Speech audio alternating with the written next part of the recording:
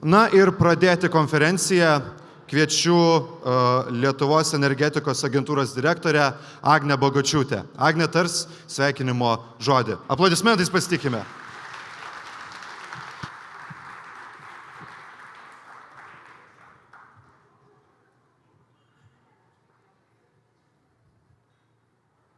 Sveiki visi. Jau džiaugiuosi galėdama Jūs pasveikinti šiandien mūsų konferencijoje nuo energijos prie sinergijos investuojame į Lietuvos ateitį. Ir jau šitas šurmulys prieš prasidedant konferencijai ir jai net prasidėjus rodo, kad einame teisinga kryptimi, nes mes to ir siekiame bendrystės, kalbėjimo, susikalbėjimo. Galiu tikriausiai drąsiai sakyti, kad energetikos sektorius Lietuvoje yra tas sritis, kur idėja, strategija, vizija, krypties laikymasis yra ne tik tušti ir skambus kartais žodžiai, bet tai yra realybė. Ir Lietuvos energetikos agentūra yra viena iš didelės energetikos sistemos dėlionės dalių. Ir šiandien mes tikrai matome labai pasikeitusią Lietuvos visą aplinką ir tuos pokyčius lemia ES investicijos. Ir kaip prieš beveik 3 metus, puikiai pamenu tą akimirką, kuomet mane ir buvusią agentūros vadovą pasikvietė energetikos ministerijos vadovybė ir paklausė, ar imsitės administruoti ES projektus. Visi žinome, yra šūkis Lietuva drąsi šalis. Tai mes buvome tie drąsūs, kurie pasakė imsimės. Ir šiandien mes apžvelgsime tą trumpą kelią ir pokytį, kurį mes kartu visi čia su jumis pasiekėme. Tai startavome nuo nulio, galima sakyti. Dabar mes turime 70 žmonių kompetentingą komandą ir tampame tikrai energetikos kompetencijos centru.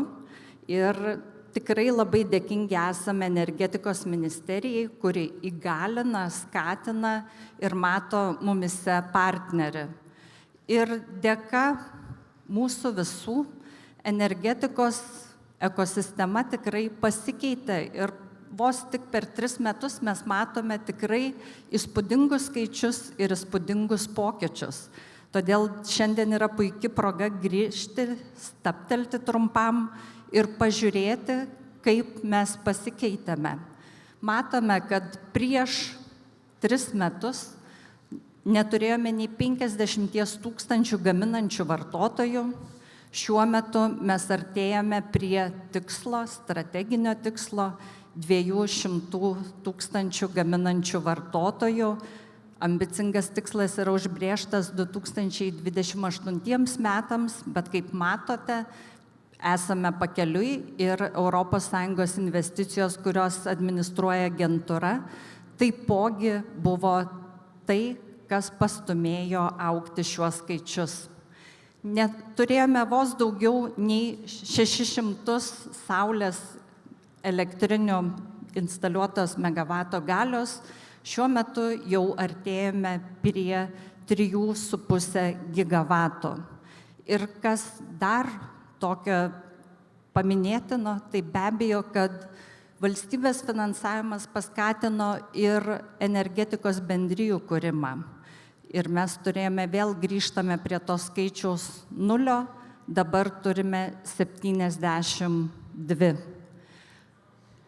Elektros kaupimo sistemų įrengimo proveržis vėlgi yra tas sritis, kur Lietuva tikrai lyderiauja ir tarptautinėse arenose apie tai klausia, semiasi patirties. Ir mes 23 metais spalio mėnesį turėjome pirmąjį projektą 200 megavato kaupimo sistemų.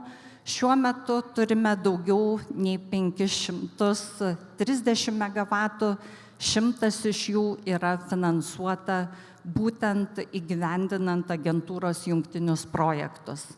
Ir elektromobilumas. Šiuo metu, ypatingai esant tokiai geopolitiniai situacijai, nuolat mus kiekvieną, netgi paliečiant, stebint kainas degalinėse, tai darosi vis aktualesnė tema.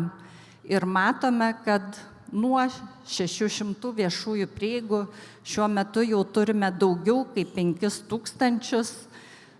Prieš 3 metus buvo beveik 5 kartus mažiau elektromobilių, šiuo metu jau rieda arti 51 000. Tačiau viso to nebūtų be žmonių ir energetikos transformacija nevyksta kabinetuose, ji vyksta žmonių namuose, savivaldybėse, bendruomenėse, versluose. Ir šitas pastatas yra puikus to pavyzdys, nes tai irgi pastato transformacija, kuri finansuota ES lėšomis.